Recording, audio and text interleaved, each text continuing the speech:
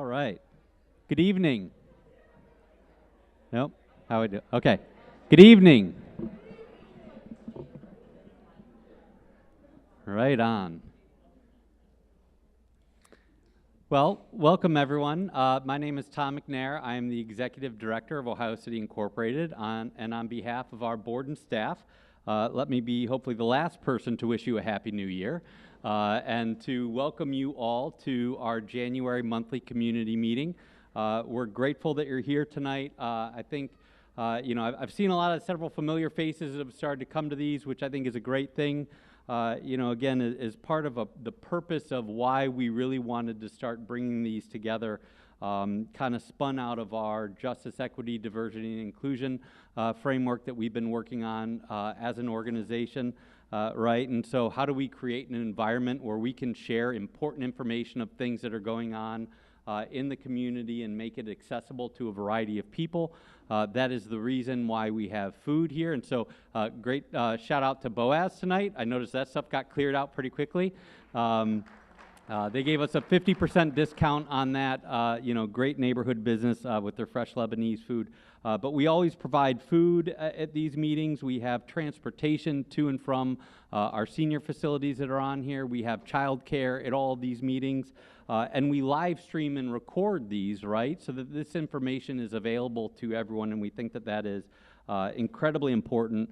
And I think, I got a really nice reminder of that last week when I got an email from somebody that was saying they had seen something that was going to the Board of Zoning Appeals, and where can I get information on this? And I didn't see it, and I said, oh, well, look, here's a link. You can go to this page on Co-Urbanize where you can find out all of the information on the project that you are looking for that can give you detailed plans. It gives you updates on exactly what the variances are, and also if you click this link, you can watch a presentation that somebody gave directly on this, and they were like, oh, thank you, right? And so again, that is a large portion of this, is making sure that this information is available to everyone, again, in an equitable manner. So thank you all so much for coming out tonight. We do have one brief agenda change that was on here. We had been scheduled to, and we do often when we work with developers who are looking to make investments in the neighborhood, ask them to come early to the community to speak.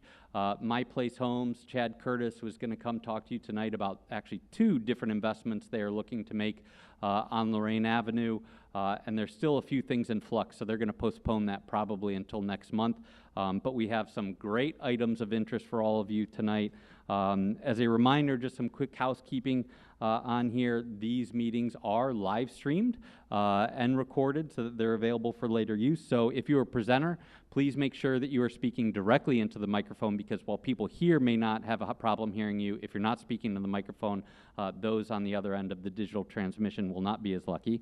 If you are coming to ask a question or make a comment later on in the presentation, we'll remind people to come right up to this microphone over there. Again, smile, you are on camera. Please introduce yourself. If you're asking a question, make sure that it is succinct and that you are making an actual ask of a question. Or if you're making a comment, make that brief so that we can be cognizant of everyone who wants to speak getting the opportunity to do so. And so, again, with that, thank you guys so much for coming tonight. I would like to turn this over to our first presenter of the evening, whom is somebody, a neighborhood resident, and somebody that I have known in a variety of capacities for a long time, and I think we should all be grateful that she has put in the extraordinarily hard work of what you're about to hear about. But Jessica Trivisano, the senior strategist for the West Side Market from the City of Cleveland.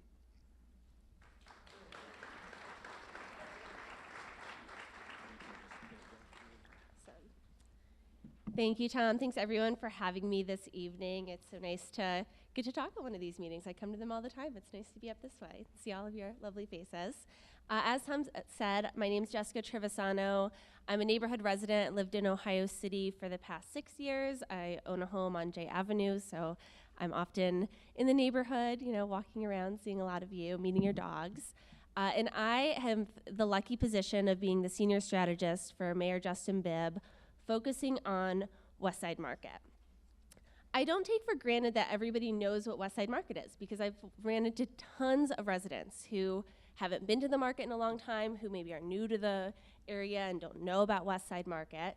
So I'm sorry if this is repetitive for some, but Westside Market is truly a gem that we have in our neighborhood. It is a 110-year-old public market. It was originally one of 3 public markets in Cleveland. We had one in the east side, one in downtown where Rocket Mortgage Fieldhouse is currently, and then Westside Market. Westside Market is the only one that remains today. It is home to over 60 individual small businesses who all sell food and food products. Unlike most public markets today, our market is mostly fresh food, which is so special and so unique and is part of what makes Westside Market such an authentic and interesting place to shop. If you aren't doing your grocery shopping at Westside Market, it's open every day of the week except Tuesday and Thursday, and I highly recommend that you stop by. So for this presentation, I'm going to talk about a couple things. I've already given you a little bit of background about Westside Market if you're not already familiar. We're going to talk a little bit more about how I came into this position, the BIB administration's strategy around the Westside Market.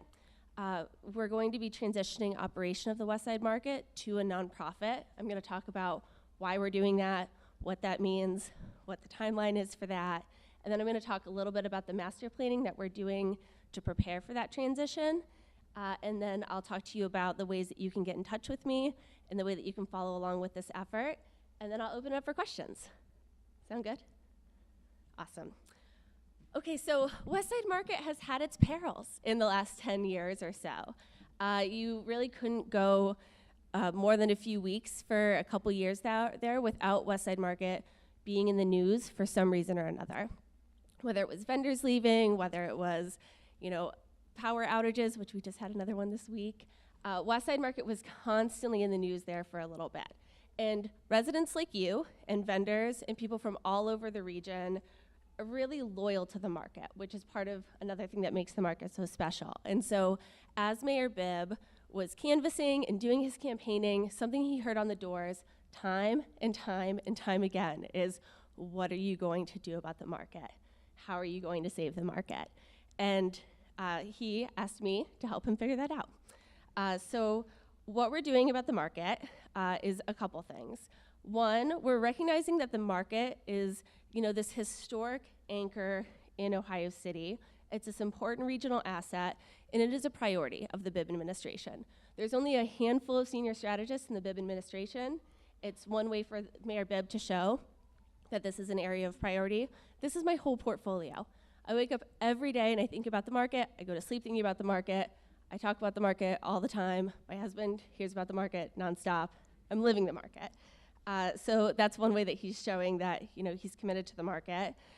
We looked at best practices from across the nation and found that most public markets that are successful in that they have thriving small businesses, a regular customer base, they have facilities requests that are being regularly serviced, are still city-owned, but nonprofit operated. So we looked at those best practices. I talked to dozens and dozens of market operators. We explored a bunch of different opportunities for ways that we could structure the market and decided that it makes the most sense for Westside Market to be nonprofit operated, but still city-owned. That said, most public markets that are successfully nonprofit operated are operated by a nonprofit who live and breathe the market.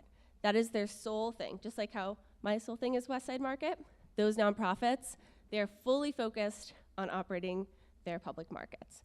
We obviously don't have an entity like that in Cleveland right now.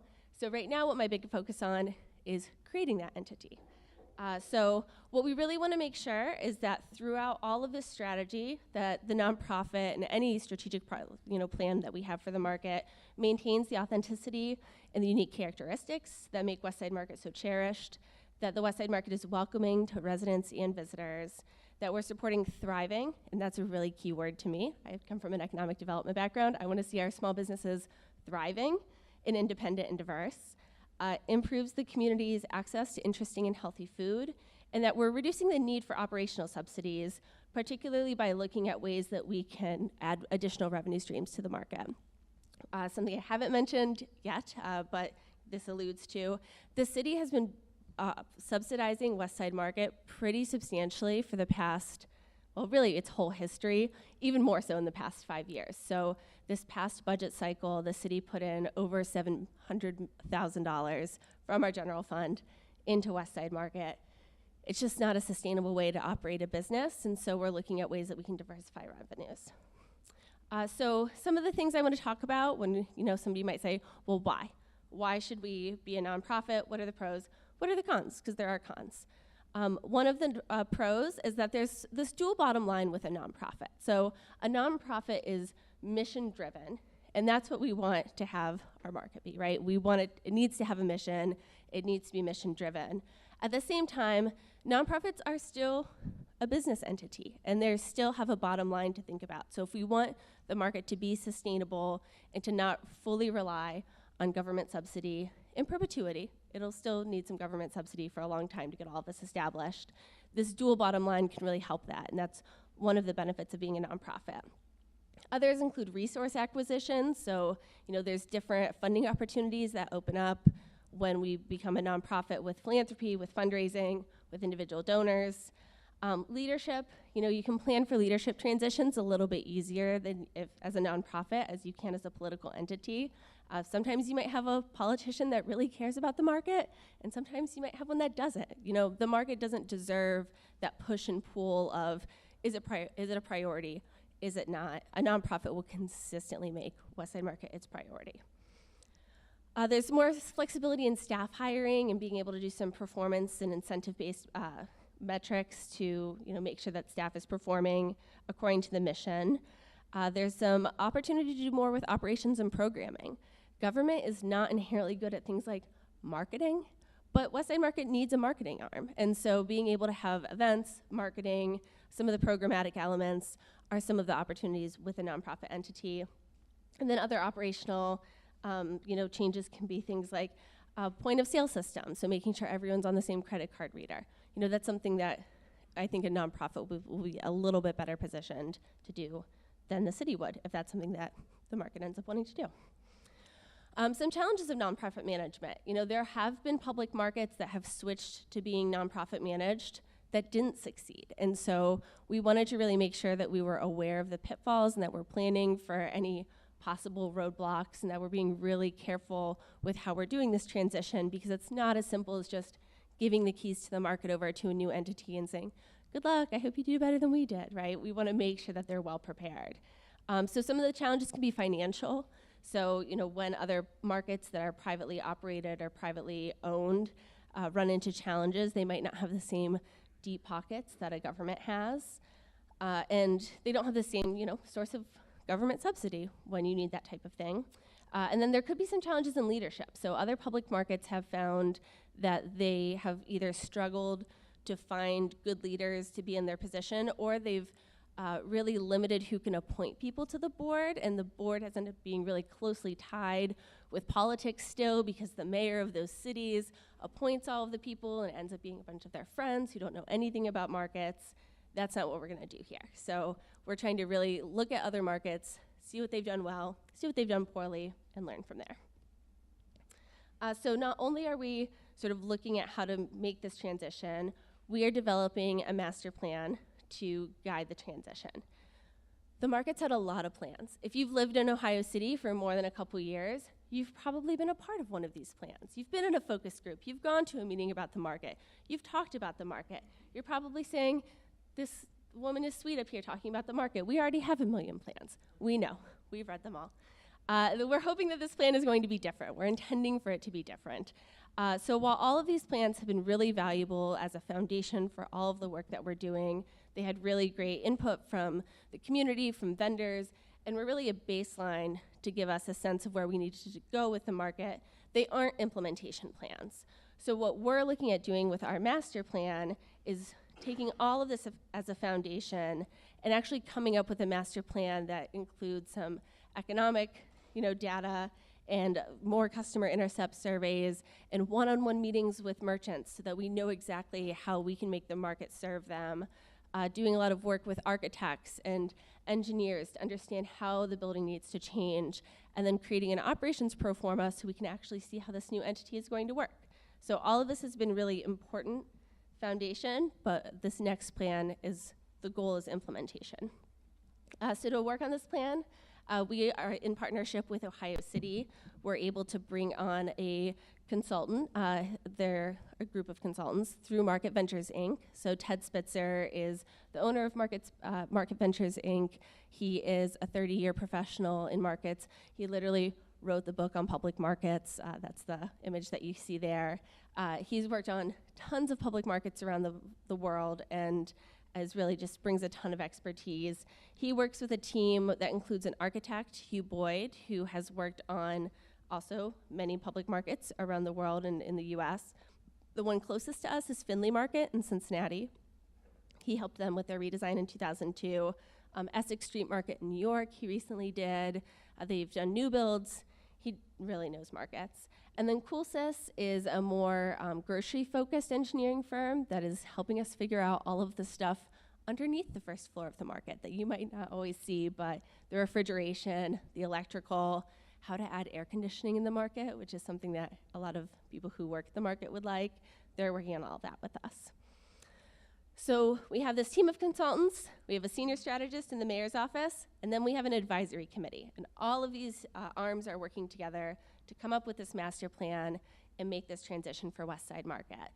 So we have a 21-person advisory committee composed of some government officials, market merchants, local stakeholders, some people in this room who are all helping to guide this master plan and make sure that any of the recommendations that we're making gel with everyone's understanding of what the market needs to be, in addition to doing focus group work and doing a lot of one-on-one meetings with merchants, group meetings with merchants, because that's our key stakeholder in all of this work. So where are we at on timeline? So this is sort of the rough timeline that we sketched out back in July, and we're doing a pretty good job sticking to it. So we have worked on the transition strategy, applying for funding to fund the transition, working with the advisory committee. We have a draft mission, values, mission, name for the nonprofit, draft bylaws so that the nonprofit can really be kind of ready to go by the time that initial board forms. We're wrapping up phase 1 of the master plan and are about to start the search for an executive director for the new nonprofit entity, all while simultaneously working on management agreements with the city and legislation and working on operations at the market currently to make sure things are a little bit tighter. So this is our timeline. And then this is the master planning process. So I kind of think about it in 2 pieces. One is creating this new nonprofit entity, and then the other is this master plan. So I've already talked a little bit about the master plan. We're wrapping up phase 1 right now, which is this research and assessment phase.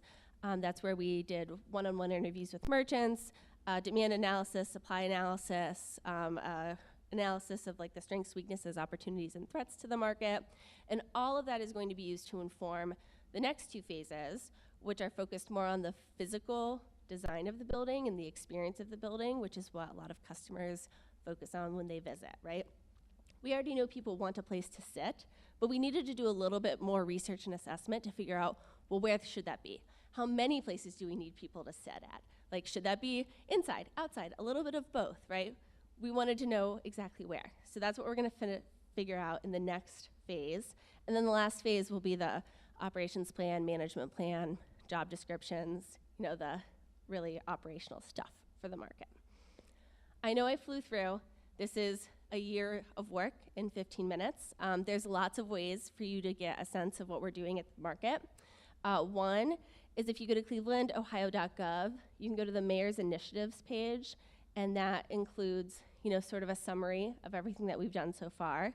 And then if you go to YouTube and just search West Side Market, we have been recording all of our advisory committee meetings and putting them up on TV20.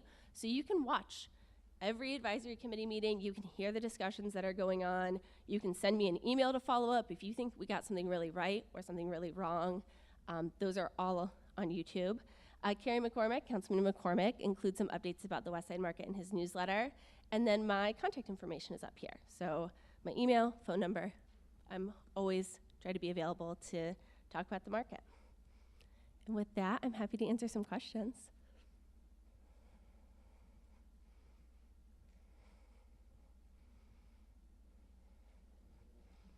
I'll stay for the whole meeting, so if you don't want to ask a question in this group, I'll be around.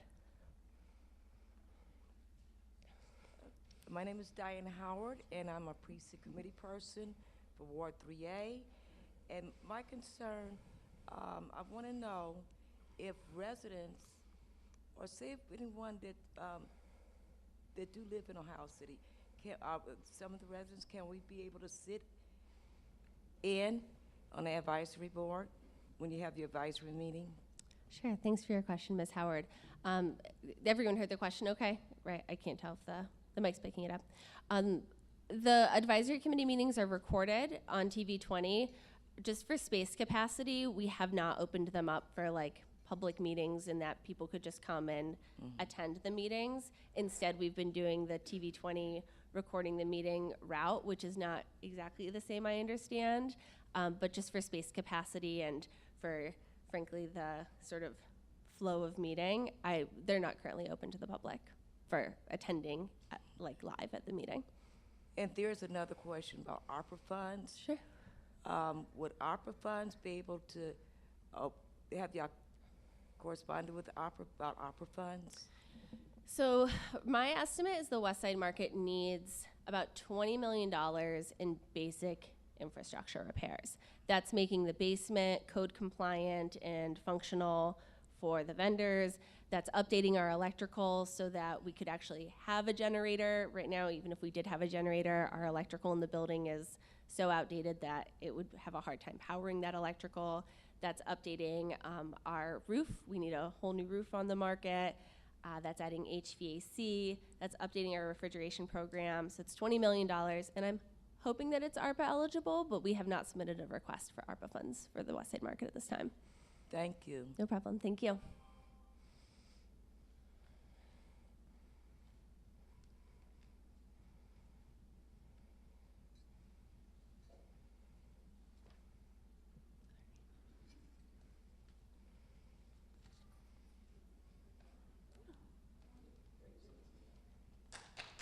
I think we've still got a question. I'll stand up here all day. I love questions. Hey, good evening, Ms. Trevisano. Good Thank you evening. for being here. Excellent presentation. I would have clapped. I didn't know if it was appropriate or not. I'm one of the outreach workers from the Northeast Ohio Coalition for the Homeless. I was wondering, is the West Side Market planning on making any reasonable accommodations for the unsheltered or unhoused population in the Ohio City community? I'll take my seat and you can address Yeah. that. Thank you. Thanks for the question. It's something that I would love to learn more about, and hopefully we can exchange some contact information. One of the underlying principles of being a nonprofit entity for West Side Market is because we want the West Side Market to serve as a more inclusive, accessible space. Other markets do a much better job, frankly, than we do of being a place for food access, for education, for being just a third space for people to be. Our West Side Market is already that, but as I've said, there's barely a place to sit, so it's limited in its ability to really serve as that third place. And so part of the intended mission for Cleveland Public Market Corporation is to have a lot more of those social wellness elements included, and I would love to learn more.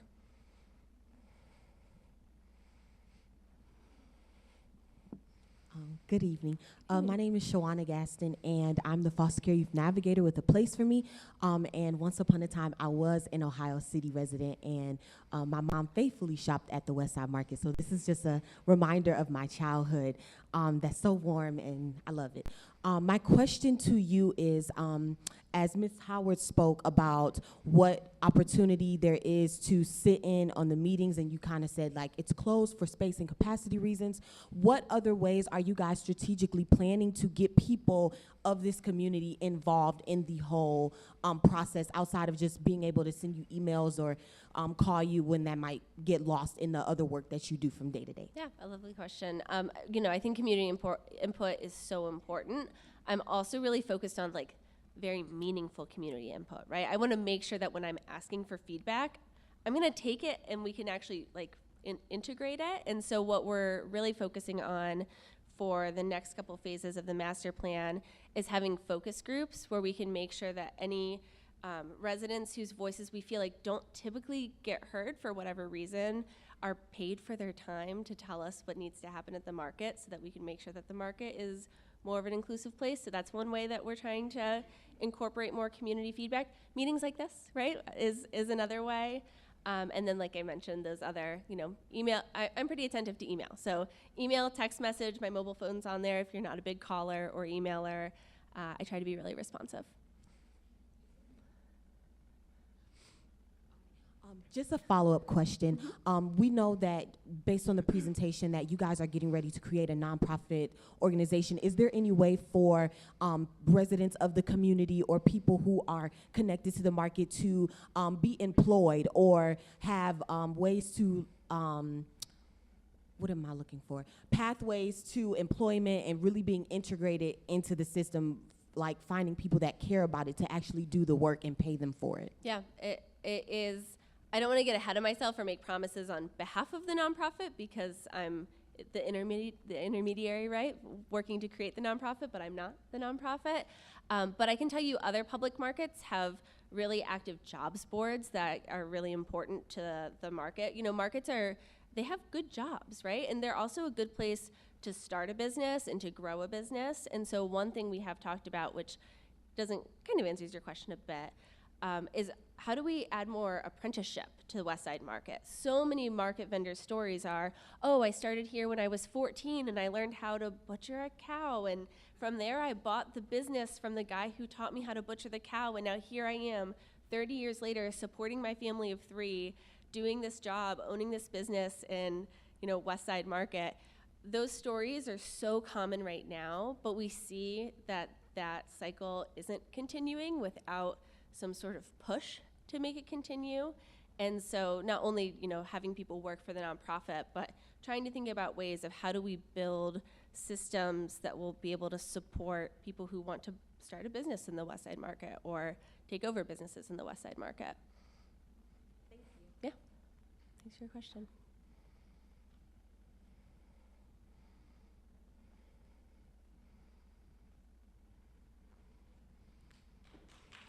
Thank you.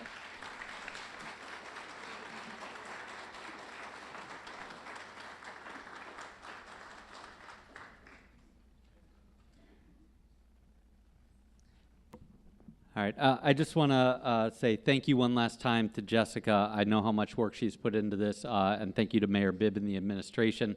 It's funny, I started with our organization in 2010, so I have been a part of some of those studies and plans, and no joke, if you come into my office, I can go into the closet and I can pull a stack out of them out this tall. And almost every one of those, if you read them, talks about how the West Side Market should transition to nonprofit management group.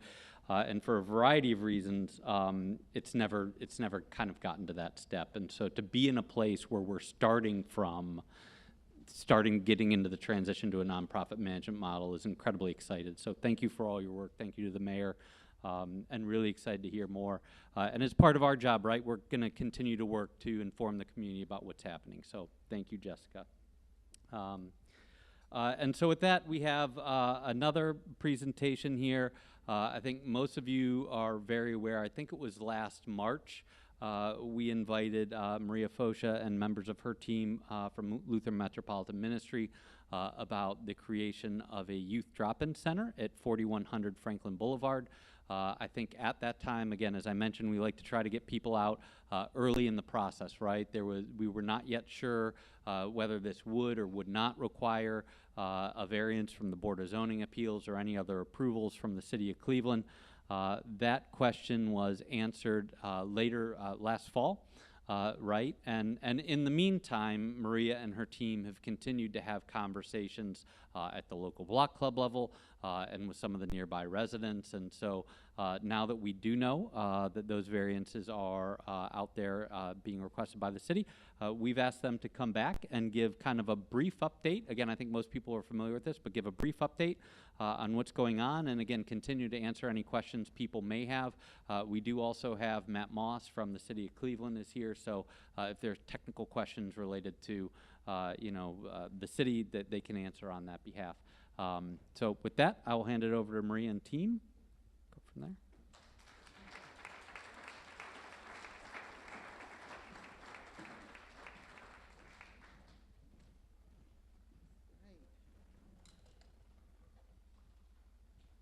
Good evening. Oh, let me get the mic right. Good evening, everyone. Thank you so much. Thanks, Tom and team, for hosting us again. I am here representing LMM, but really representing, and it's an honor to represent this project team for the Youth Drop-In Center. And a number of my young adult colleagues are here today, too, one of whom you'll hear from in a little bit. But thank you for the opportunity. We're excited, and LMM has been chosen as the operator for the new drop-in center. It's a community-wide response to address and end youth homelessness in Cuyahoga County. We are proud to be a partner, as it's consistent with our mission to serve alongside those who are oppressed and forgotten and hurting in our community. LMM, the collaborative partners, the many service partners who work with our transition-age youth in this community. Oh, yeah. I'm sorry. Does this go higher? Tall girl problems, is that what we? Compensate for being short. Thank you. Okay, thank you. Sorry about that. So LMM, that's better. The collaborative partners and many service partners who work with transition-aged youth, many of whom are here tonight, believe that the Youth Drop-In Center is a crucial solution to a growing crisis of youth homelessness in our community.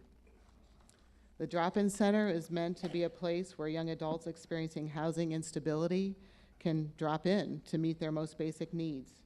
A resource hub they can visit when they are under circumstances that don't allow them to address those basic needs elsewhere, or to access benefits or resources that can assist them with their housing, employment, and economic goals. The center will be the first of its kind in Cuyahoga County. In fact, we're the only region in the state that doesn't have a youth drop-in center. And it will meet a service gap for young people ages 16 to 24 whose unique needs are really not always well met in the adult shelter system. In most cases, young people have a temporary place to stay. It may be a shelter, it may be couch surfing, it may be even in their car. This center will be a daytime drop-in where young people can engage at whatever level they like, somewhere safe to catch their breath from the chaos of housing instability, grab a snack, shower, charge their phone, or if they wish to, engage in more intensive services such as housing navigation, case management, employment services, or behavioral health. Entrance is intentionally very low barrier. Young people's sense of agency is very important at the center, and they will engage at their comfort level. Hopefully, over time, they will see this as a safe place to get support and assistance.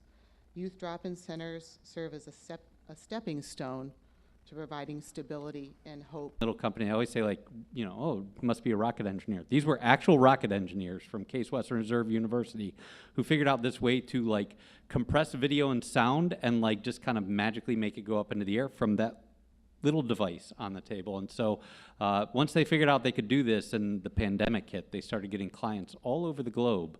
But through that, we can go to random places and even cast from your phone and kind of go to these different devices. So we're resetting that real quick because apparently we just lost audio transmission and we want to make sure that we record this. So give a quick second.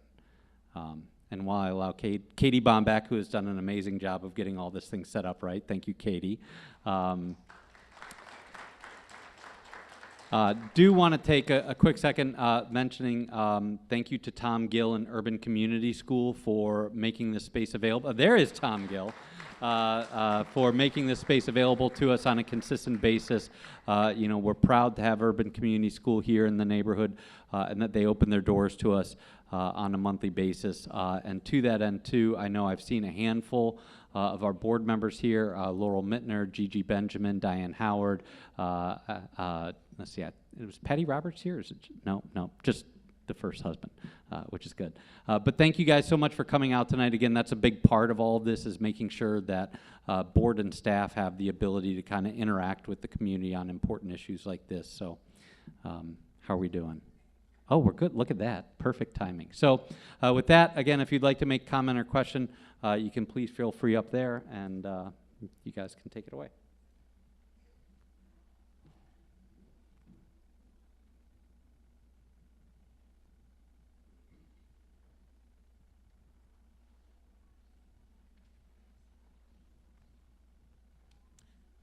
I just have a comment. My name is Stephanie Morrison Herbeck, and in 1978, I founded Near West Theater, right in the heart of Ohio City here. We stayed in St. Patrick's Club building for 36 years until we moved to Detroit Shoreway. But I've had the privilege of experiencing what it means to encounter adversity in a young person, but also across the ages. And that could be suicide attempt, a house being burned down, domestic violence, feeling lost in a suburb, too much of a cookie cutter, and wanting to have an identity that is one's own. Being rejected by family members because of my sexual identity, and on and on.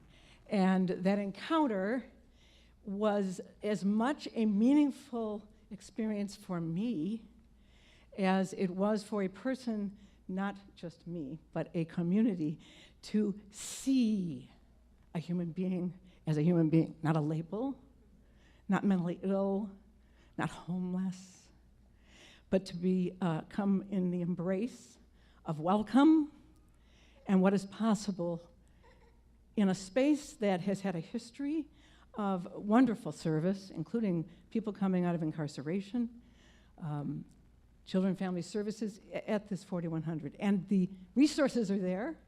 It's endowed with history, with, yes, the resources.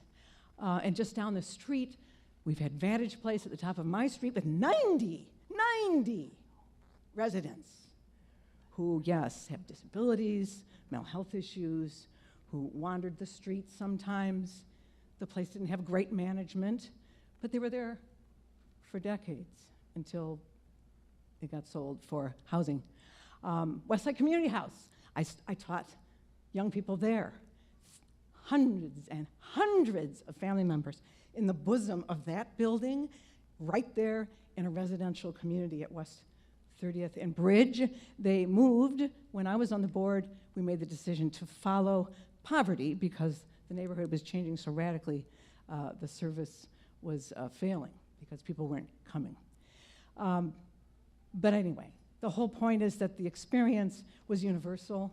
It's experienced here in this building with my children and grandchildren and so many others to be a place of welcome. I think this is an opportunity, such an opportunity. And I can't wait to welcome and be part of this opportunity.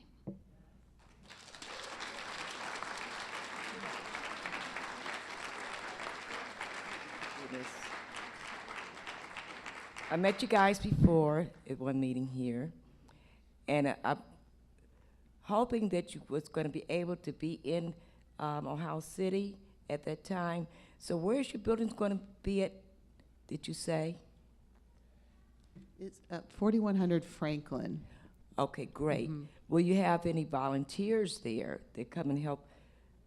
Yeah, and that's one of the things we learned from our community listening sessions, that people want to volunteer and help. And so there'll be a lot of needs. We're going to have a clothing room, clothing, and you know, bringing food in, and you know, things like that. So absolutely, and mentoring, and we imagine many of those services being supported by volunteers. So we would love to engage the community in that way.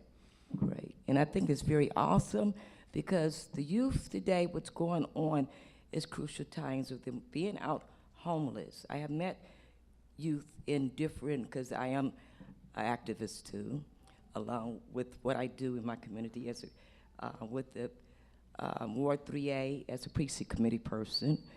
And I have met some youth that's been caught up in Columbus, Ohio and Appalachian, sleeping in cars and going to college. So it's a great, great, great plan, because that way our youth could be protected from human trafficking, rape. It's awesome. Thank you.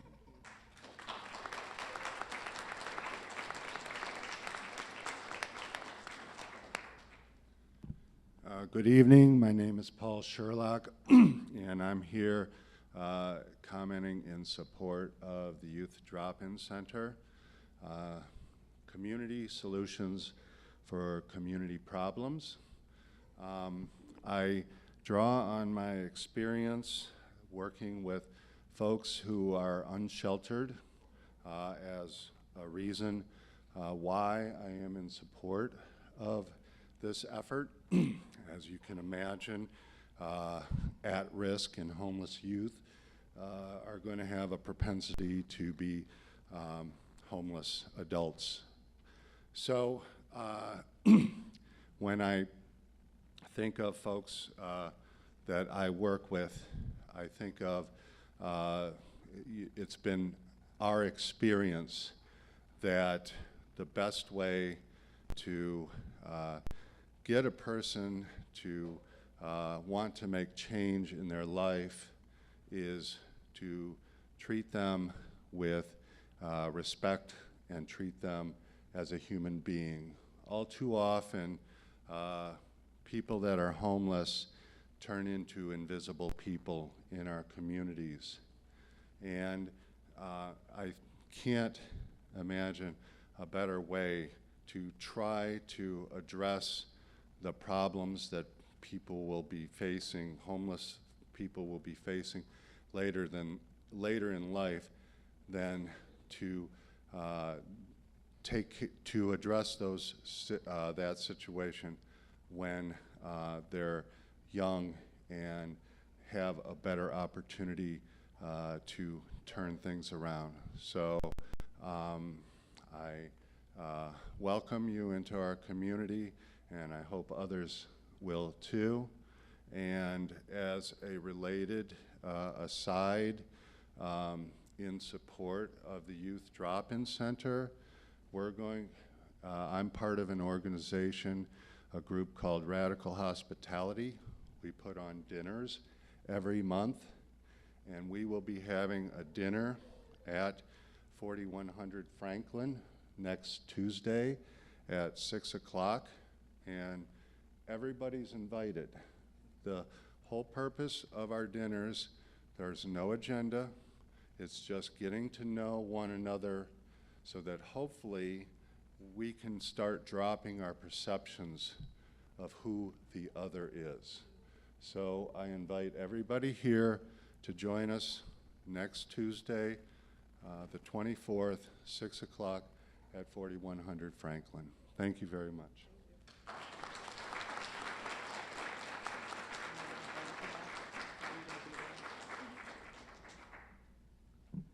Not quite as tall as Paul. Hi, my name is Marge Mysak. I live on Clinton Avenue in Ohio City. And I just want to make a brief comment in support of, I think you've explained very much why there's a need for the drop-in center in general. And what I guess I'd like to address is a sense of, and I think Stephanie really started that conversation of why we need it in this neighborhood. That, you know, the 1 and 2 family districts or a 2-family residential neighborhood.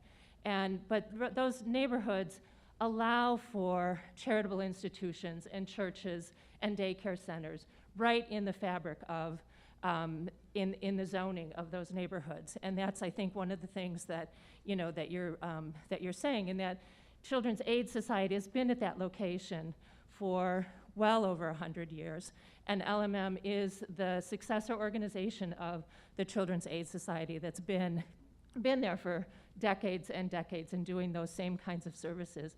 So just as we need those kinds of institutions in our neighborhoods, not just on the periphery and out there, because those kinds of needs come from our neighbors. Many of the youth that are going to be served by the drop-in center live in our midst, or are trying to live in our midst, or trying to get to adulthood in our midst.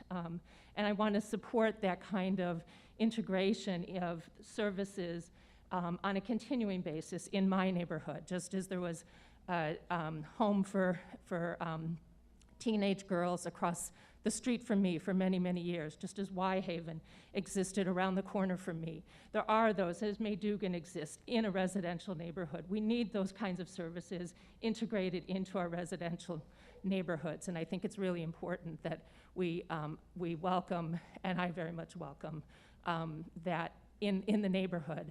not just on a periphery and pushed out into some other situation. So thank you for pursuing this and for being there.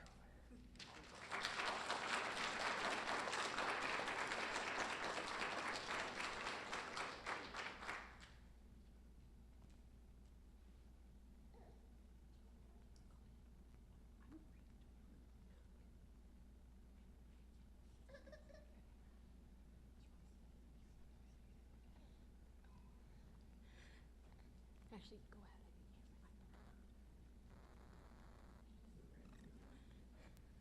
Sorry, I'm clearly a mom that's trying to do too much right now, but I do appreciate you guys continuing the dialogue with our community. And as I've said at previous meetings, there is not an objection from the people on the street who have voiced concerns to having the youth drop-in center in Ohio City. And what has continued to disappoint me is that despite offers to be a resource and to try to have a continued dialogue to find a way where the youth drop-in center can address the concerns that have been brought by the neighbors, we have once again, while you're willing to show up in these big fora where there's a lot of support, that just has not been the case in terms of addressing the people who have serious and legitimate concerns about the youth drop-in center at its proposed location. I don't want to repeat myself. I've been at, multiple, you've seen me, you've heard me, and those concerns remain. And the fact that when the Board of Zoning, when there was a decision about whether or not to appeal, that was not something that was used as an opportunity to find out how you could gain the support of the people who had expressed concerns, but that there was a late night, last minute, without notice to the neighbors that had expressed concerns that you were appealing, and no opportunity for meaningful dialogue. And I think that's been consistent, that where there have been decision points where our input would have made a difference, you have not sought it. You have sought it after the fact to garner support for a plan that you already had and not input into the plans that you were making. Those concerns of the people who live on the street have not been addressed. And we've been very clear, and I want to reiterate our willingness to serve as a resource for finding alternate Ohio City locations that would make sense for the Youth Drop-In Center. But I also want to reiterate that we will continue to oppose the plan as it currently stands, and that we are willing to litigate that. So the idea that this is something that's going to happen within even 2023 is increasingly unlikely, because you have not listened to and you have not sought our actual meaningful input in the listening sessions. And so I welcome once again and invite once again the chance to talk to the neighbors that have concerns about ways to pursue alternate sites in Ohio City that will address everything about this community that you guys find attractive and inviting, and it can continue to be inviting, or it can continue to be an oppositional process. And as an oppositional process, it will be an extended and very expensive process. So I know that Mr. O'Leary, Ron O'Leary isn't here. There are some folks from our street that are here. I once again would welcome the opportunity to try to have a meaningful dialogue about alternate sites in Ohio City, but I continue to believe, as a mother of 7 kids under the age of 10, that will be just a few blocks or just a few houses down from where this proposed site is, you have not addressed the legitimate safety concerns that we have raised with you. And I will continue to be oppositional, because that is the tack that it's clear that you guys are taking. So, go ahead. So I wanted to follow up. I think a couple of Hold our on. members would like to respond. Let me add some color, please. Okay. Sure. So I also live on the same block, and I live on the same block. I want to make sure that it's clear to everyone how the neighbors who are going to be most impacted by this, okay, potential service, which again, every single person in this room is supportive of the service, okay? The neighbors have asked from the get-go 2 questions, okay? Why is this the optimal location from which to operate a county-wide service, okay? And what do we expect to be the impact to the neighborhood, okay? The consortium that's going to operate this has never met with the neighbors, despite being told to do so repeatedly. Never. They come to these forums, as Lola said, to build support, okay? They've never met with us. When we've asked these questions, okay, they have refused to address the questions, okay?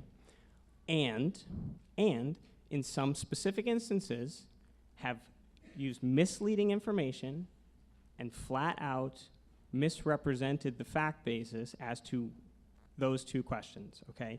I'm gonna give you two examples.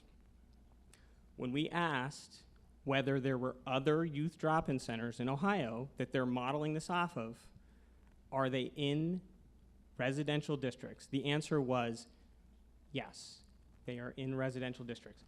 The fact of the matter is they are not, okay? They're downtown, near transportation hubs, and in manufacturing districts, okay? So this is unprecedented. But I can still get with this, okay? We're trying to gather information to form an opinion. Further, last meeting we were here, it was stated that over a third of the people who are the target market for this service live in the neighborhood or in the surrounding neighborhoods, okay? The fact of the matter is, from the data they have provided, that's not true. It's 8%. And I don't think they were trying to be purposely misleading, okay?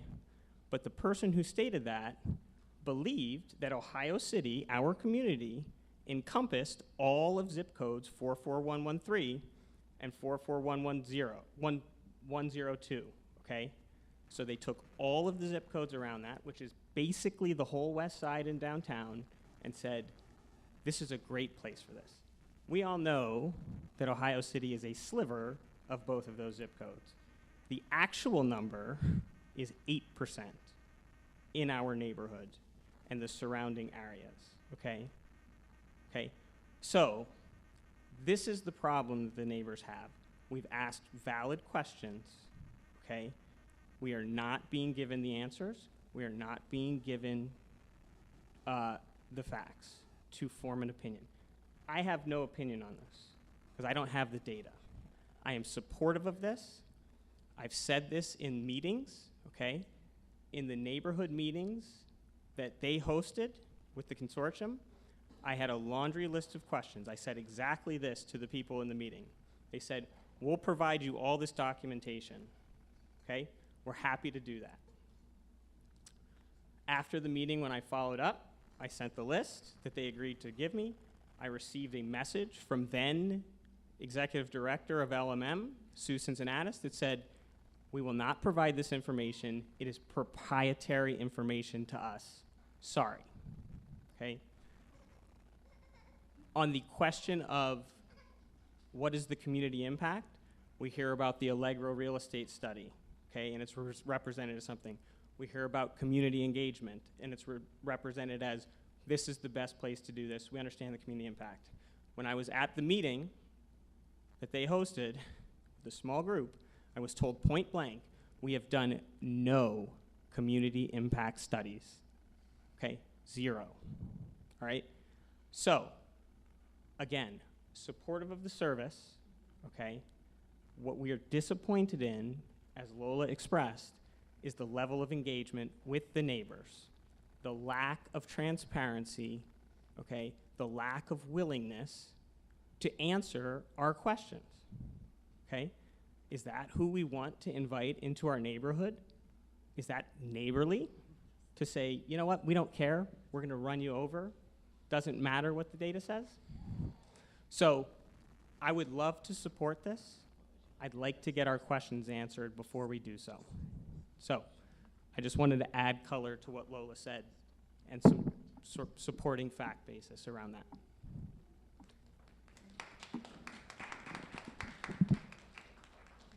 Well, one thing I want to lead with is that there has been community engagement. We outlined that tonight. I don't want to argue that.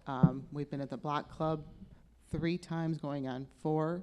We've had community listening sessions, and not all of you who spoke today were able to be there at some of those. So I just wanted to clarify that. And We do have a frequently asked questions, and we were provided 40 questions, and we provided 40 answers initially. We have an FAQ that is on the Co-Urbanized site. So I just ask people to look at that and see if you feel that that's factual or not. It is. It's based on our research. So we have an FAQ, and we have an overview of the project. And so that's been our transparent process. I think one of my colleagues would like to speak to the location. And so just by the way, we are unbelievably supportive of the service, okay? We're unbelievably supportive of the youth Do here. you mind if we answer the rest of your questions before I didn't you have a respond? question. No, well, can we I made a answer? statement. Oh, well, somebody done. else also asked a question. Can I just respond to you? ahead. Is that okay? Sure. What was your name again? Robert. Robert. And what was your name again, miss? Lola. Thank you. So the reason I just want to, this is hard to like answer you. You included a lot. Most of it, I want to just let you know that we spend a lot of time going over, me included, a college student, these young ladies up here with me, spending a lot of time as youth helping to provide answers to these questions that you have that you think are very important for your location and where you live, correct? You would like them answered, right? Yeah. Because it's important. There's So- 2 questions. Right. And can you repeat Optimal location, Location. to operate a county-wide So, homeless service. okay, And I got you. what will be the impact to the neighborhood? Right. So the impact to the neighborhood would generally just be you doing a service to the community. The impact to the neighborhood would be you providing selflessness to a group of people who don't receive that on a daily basis. That would be putting you in a position to be uncomfortable. Yes.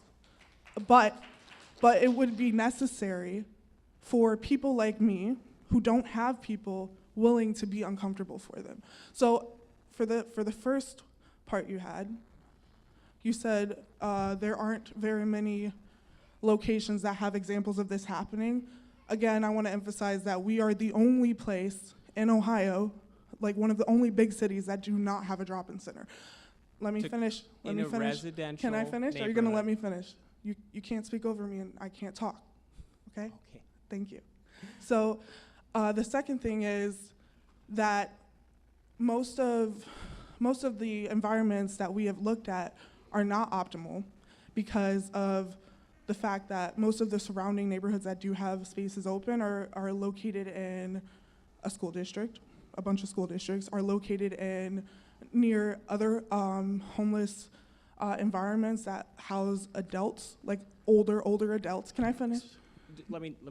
This is 100 yards from an elementary school. But and when I and said 3 school districts, I houses meant down- CSU, like and the school I go to. And So 3 houses down from a homeless male service. Robert, I'm talking. You gotta let Okay. me talk. Are you Just gonna let be me honest. speak? Oh, I'm being 100% honest, but you're not letting me get my words out. You're not. You're So not it seems telling like the you just truth. want to argue. I don't want to argue. Okay, can I finish then? Go ahead. I'm Thank you. done with the conversation. So, great.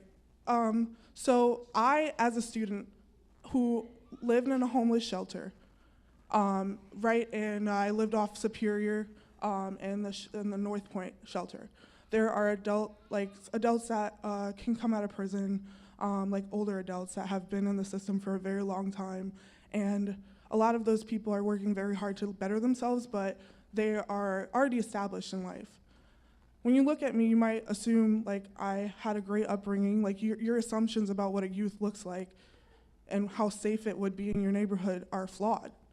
Because of the fact that youth are just people who are looking to have a platform, like a home, like how you live in, be able to afford suits, be able to get a haircut, like the things that we don't have access to because we're considered adults, those things are like important. And that's why we think putting our location where we already own a building is necessary.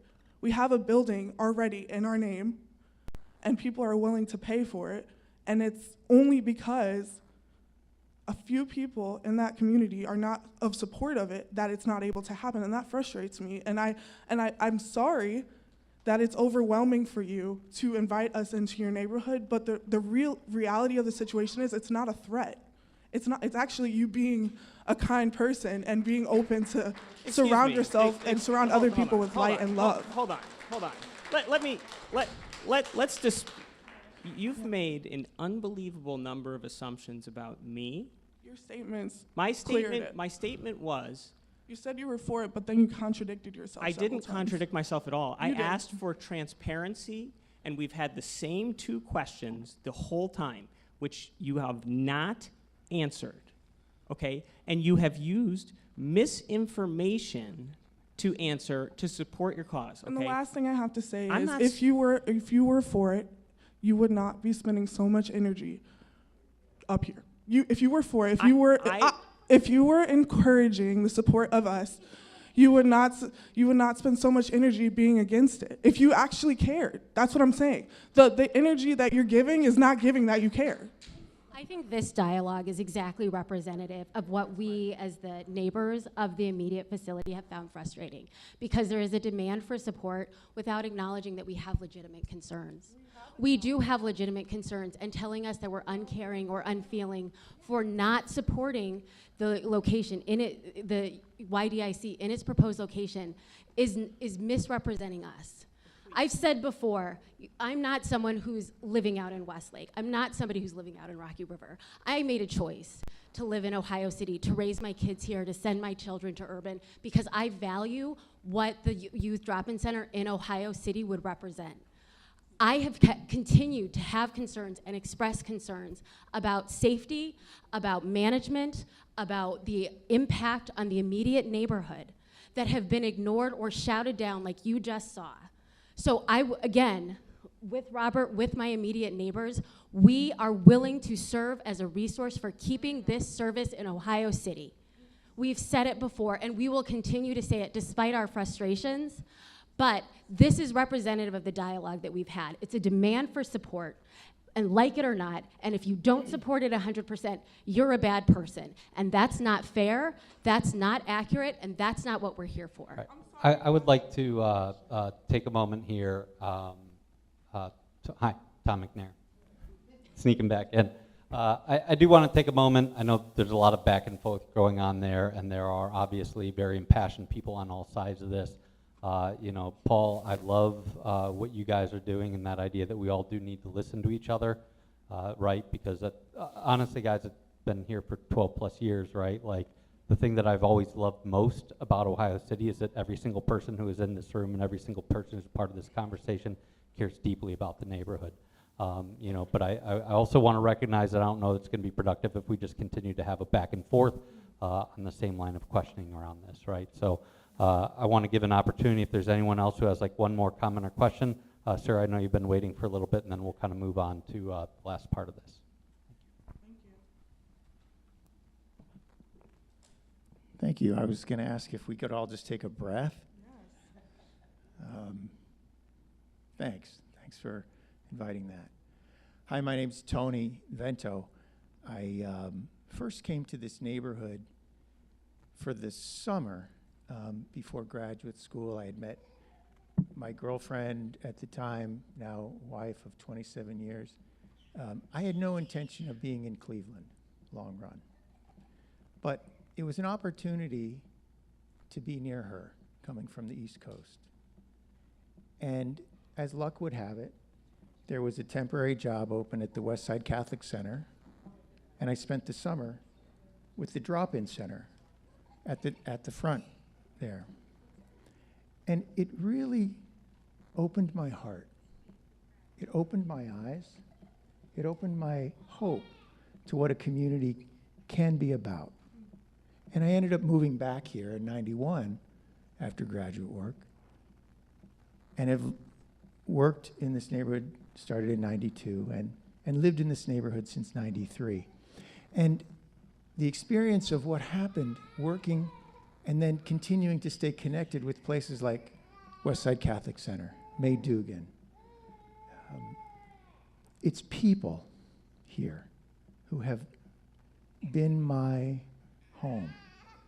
It's people of a wide range, including those at times whom I may disagree with at times, who, from various circumstances, including those who experience incredible challenges, more so than myself, in homelessness and stuff, who have made this a home for me and for then our daughter, who was born and raised here, and she grew up knowing this range of folks from all these backgrounds who actually have made this the safe place where she grew and thrived and came into the vision of doing these sorts of things. So I would say, thank you for the question, Robert. Where are you? You didn't have a question. Here. Oh, thank you, Robert. What is the impact on the neighborhood? I'd say it's life. It's the safety of relationship that happens when we're able to encounter folks from across lines of difference and open ourselves to journey together. That's how my daughter grew up safely here. Folks knew her from Whitehaven, from the Westside Catholic Center, from all these different aspects of the neighborhood. They watched out for her. I knew what was going on in her and her circle of friends before she ever got home. They made sure she got where she was going. In fact, she spent 5 years going for after school and homework and such at that very location at 4100 Franklin. So it's amazing to me to see these strands come together in a way that I think invites me to step back and think of what's the story of us as a neighborhood? What's the story that invites us in our own lives to be part of? And where do we really find the impact for things like thriving, safety, growing, hopes, sharing our gifts? That I hear you want to come together and make something stronger. I think this is an incredible asset to our neighborhood as an opportunity to invite us to come together over time. Whatever happens with this decision, this is an opportunity for this neighborhood to grow in a way that is actually a reweaving and a deeper weaving of community such that we are each other's neighbors. This is an opportunity for neighboring in a culture and a world that's pushing the other directions. I can feel it here. I can feel it inside. I was born and raised as a fighter and a debater. I don't think that's going to be what gets us forward here. And so I would say there is something optimal about this coming to within several hundred feet of where I live. Right down the street from Whitehaven, reclaiming that part of Franklin Boulevard that made safety and community and interconnection for family, nuclear family, extended family, neighborhood family, coming back onto Franklin Boulevard as a way, as an anchor, together with the incredible anchors we have already in this neighborhood. So thank you for this opportunity.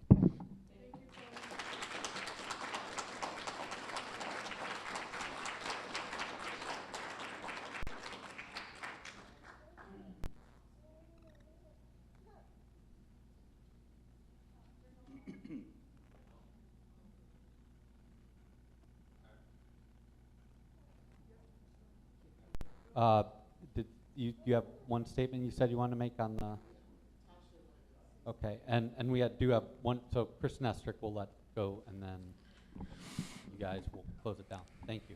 Yeah, I just, I've been doing homeless services for the last 20 years, and the question comes up is like, what makes, who is the expert to be able to say how homeless services is done, which location they should be done in? And I just want to remind us that the experts that get to say that should be the people that have lived that experience. So there's no study or anything that I need to hear or see that can tell me it's the optimal location. The people with the most experience, the most expertise in the room have chosen that space to be the most optimal space. And that is, it's hard for us, particularly white men, to accept that, but that is the reality.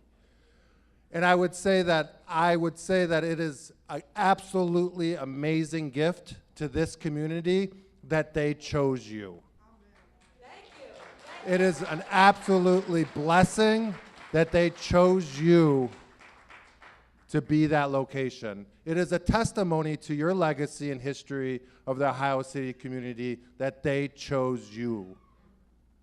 And so I ask that we embrace that, particularly as we're off the heels of Martin Luther King Day, that we could embrace that today and the rest of this time here.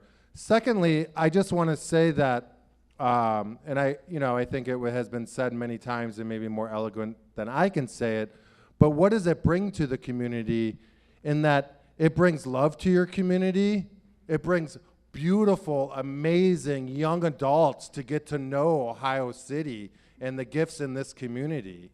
It brings diverse people that bring gifts and experiences to be shared with all of you every day. And those are blessings that are beyond explanation, but that is the reality. And that is the history of Ohio City and this community. And I just want to thank you all for choosing Ohio City today and being willing, no matter, and choosing it at a point where sometimes you might feel not welcomed, like here today, but you continue to choose it for all of us. And I thank you for that and doing that work.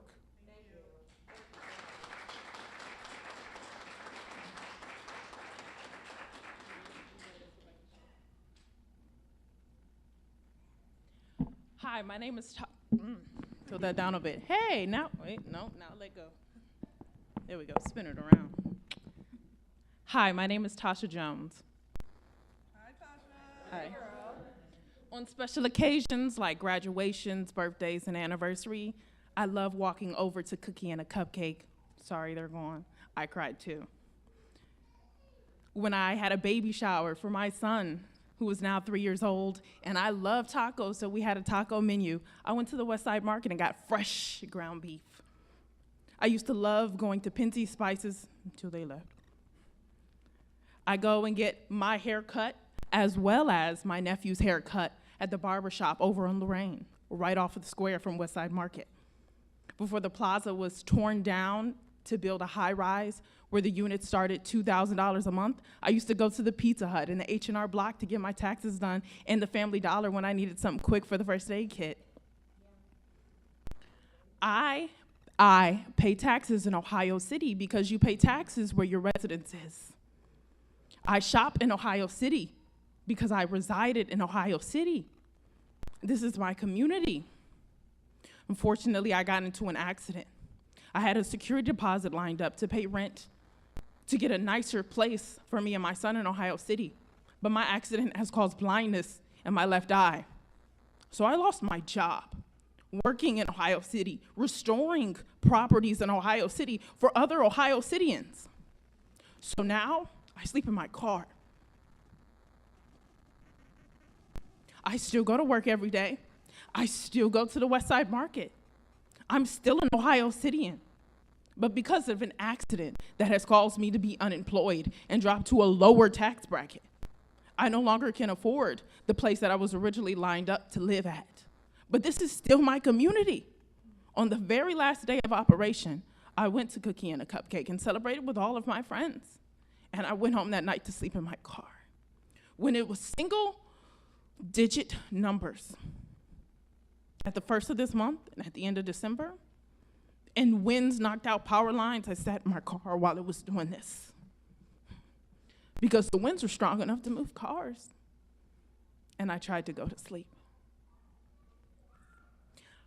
How can people continue to live in areas where reasonable housing is being torn down and being replaced with luxury lofts, where the people that make those kind of incomes don't live here? They can't work here. They might have a vacation loft that they Airbnb out, which means their income is going to another city. I live here, I work here, I care about what happens on this neighborhood. My son is 3. He'll be preschool next year. Where do you think he's gonna go? So I understand when you say you have a child that goes to this school. I plan to have all of my children here at this school. This is a wonderful community. This is what I know.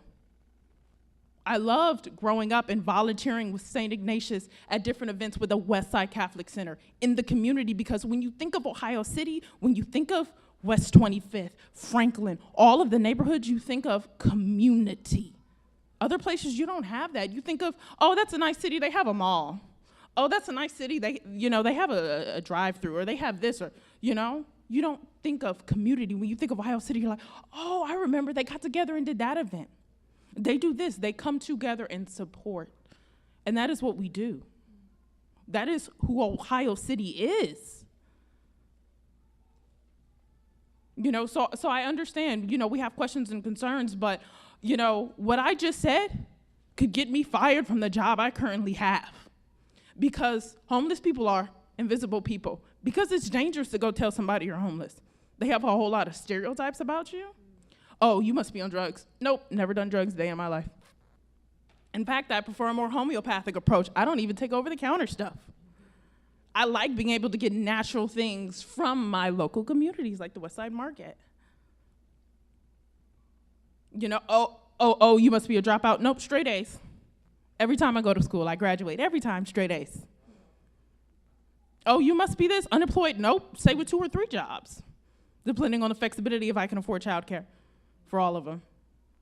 Because one day, because I specialize in historical restorations, one day I want to be able to own my own home in Ohio City and do the work myself with my 2 hands, instead of building other people's houses around me, because you guys are still around me.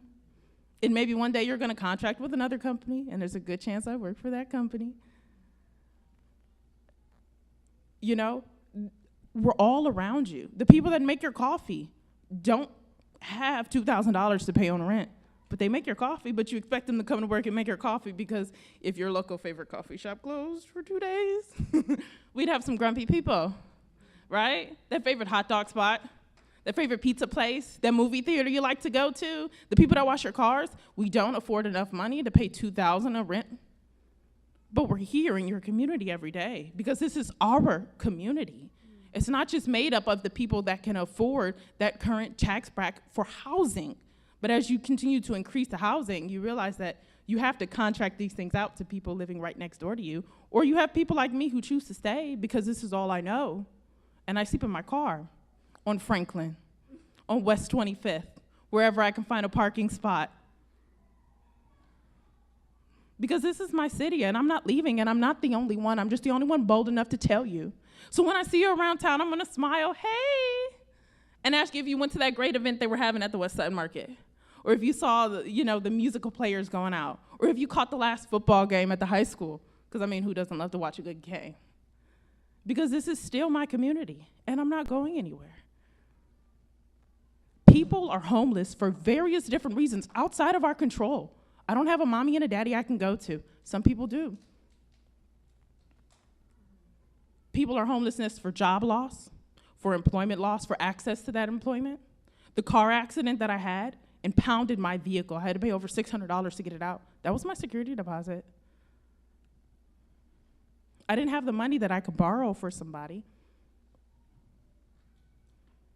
I could have took out a loan, but it might have squashed my credit. So sometimes we have to make tough choices in life. And yes, I can choose to live somewhere else and take my education somewhere else and go build somebody else's community, but that means we're outsourcing and sending people away, and that's not the Ohio City I know. We bring people in.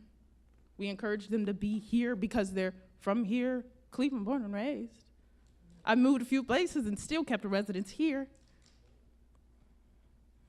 So I apologize that I'm no longer making the income over $50,000 a year, and I'm no longer on track to purchase a home here.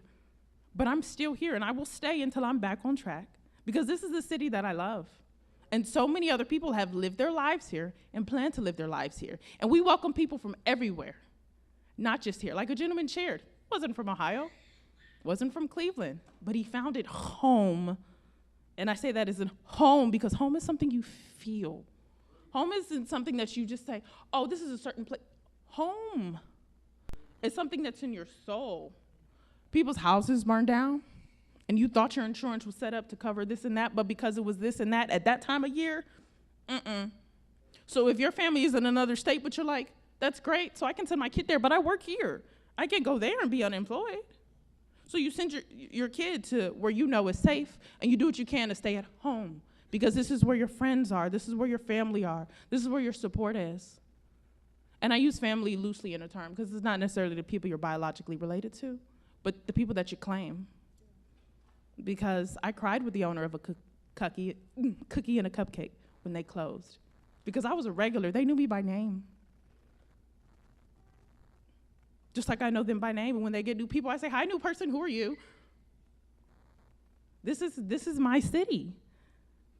We have people that are coming here, choosing to live life here, whether it's because they're coming in for work, because we're having wonderful opportunities here in our community. Thank God we have a booming commerce here in Ohio City, in the greater Cleveland area, and people might want to swing over here. God forbid we tell them, "You are unwelcome." That does not look good for economics. I mean, that's just business. That's just business. That's just math. We've always been inclusive. Why would we all of a sudden tell them we aren't? Or are we only inclusive under certain terms? Because that's not the Ohio City I know. Thank you.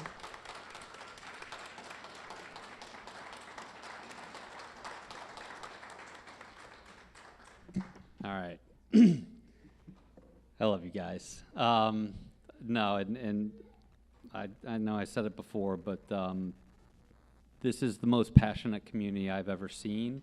And I love the fact that when people show up, whatever side you're on, I know everyone cares deeply about this stuff. But, you know, at the end of the day, it is not my opinion or other individuals' opinions that make these decisions, right? This is an official process going on. So a little bit of information up here. The Board of Zoning Appeals, as was mentioned, is going to take place on February 6th at 9:30 a.m. I've got the email address up there if anyone wants to reach out and share your thoughts with the Board of Zoning Appeals. There's also the number that you can call. Additionally, your elected representative, I think everyone here knows Kerry McCormack very well, but you can reach out to him about this. As was mentioned, we do have a co-urbanized site where you can go. You can find a recording of this presentation, but you can also find that FAQ that was on there. All the plans for the site, right, will be on there. Top one that's up there, that co-urbanized / projects at LMM Center / information today, we'll be moving at much simpler ohcfeedback.com tomorrow so that you can find that information. So again, I wanted to just thank everyone for coming out tonight. We appreciate you guys all so much. Again, thank you for everything that you guys all do. Thank you to Jessica Trevisano for coming out and sharing what's happening with the West Side Market. She is in the back there if you want to talk to her. Again, thank to all board members. We appreciate you. Have a great night. And we are always here on the third Tuesday of every month for these important community issues. Thank you.